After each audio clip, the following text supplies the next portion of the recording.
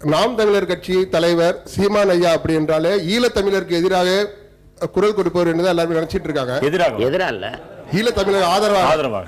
என்னோட கொஸ்டின் வந்து நீங்க எதுக்கு தமிழ்நாட்டில் உள்ள ஒவ்வொரு தனிப்பட்ட மனிதனோட சுயமரியாதை இழந்துட்டு இருக்கான் ஒவ்வொருத்தவனு? இதுல நான் எக்ஸாம்பிள் நானே இருக்கேன். நான் போய் உன்னை போய் கேள்வி கேட்கிறேன், ஜல்லிக்கட்டை எதுக்கு அமல்படுத்தலன்னு கேட்கிறேன். அது முடியாது, சுப்ரீம் கோர்ட் ஆர்டர்னு சொல்றாங்க. அது ரைட்டு.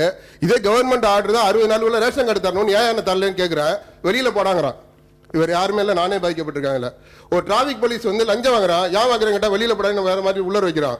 இந்த தனிப்பட்ட ஒவ்வொரு மனிதனும் பாதிக்கப்பட்டு இருக்கான், டெய்லி பாதிக்கப்படுறான். இதுல வந்து முல்லை பெரியாறு காவிரி இதெல்லாம் அடுத்தது சார். என்னோட கொஸ்டின் வந்து என்னன்னா, எந்த ஒரு கட்சியிலுமே கிடையாது. நான் இதே 110 கால் பண்ண அம்மா காலுக்கு சொல்லி நான் சொன்னேன் எனக்கு ரேஷன் கார்டு வரலன்னு சொன்னேன். சுயமரியாதை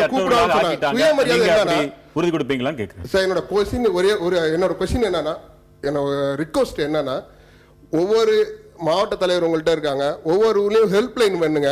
மக்களுக்கு ஏதாச்சும் ஒரு சுயமரியாதை பாதிக்கப்படுறானோ ஃபோன் பண்ண சொல்லுங்க.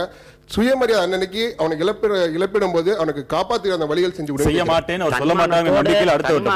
மக்கள் வாழ்வதற்கான ஆட்சி முறை அரசியல் நம்ம முன்னெடுக்கிறோம். நீங்க அதை பற்றி கவலைப்படாதீங்க. முதலமைச்சர் ஆனாலும் முடியாது. ஜல்லிக்கட்டு தடையே தமிழ்நாடு அரசு வழக்கறிஞர் வந்து சரியான முறையில் விவாதத்தை விளக்கியிருந்தா அந்த தடையை உடைச்சிருக்கலாம் தான் தடை கோரினவங்களே நம்மகிட்ட சொல்றாங்க. இப்ப நமக்கு வந்து இந்த தடையை கேட்க வேண்டிய அவசியம் நம்ம வந்து வெறும் விளையாட்டா பாக்குறாங்க. நாம நம்மளுடைய பாரம்பரிய கால இனத்தையே அழிக்கிற முயற்சின்னு நம்ம பாக்குறோம். அவன் வந்து ஜெர்சி மாட்டை வெண்மை புரட்சின்னு உள்ள தள்ளி விட்டுட்டான். அந்த பால் மூலமா சர்க்கரை நோயை பரப்பி இன்னைக்கு 375 லட்சம் கோடி அந்த ஊசி மருந்து வித்த காசு கொண்டு போயிருக்கான். நம்மளுடைய மாட்டினுடைய பால் A2 வகை, அது தாய்ப்பாலுக்கு ஒப்பானது, அது நோய் தராது, நல்ல ஊட்டமா இருக்கும்.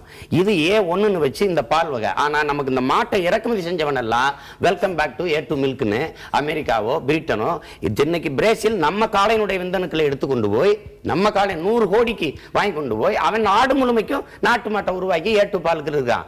நம்மளுக்கு இந்த ஜெர்சி மாட்டை வச்சு கடை கோடி கிராமம் வரைக்கும் அடுத்த நேரத்தை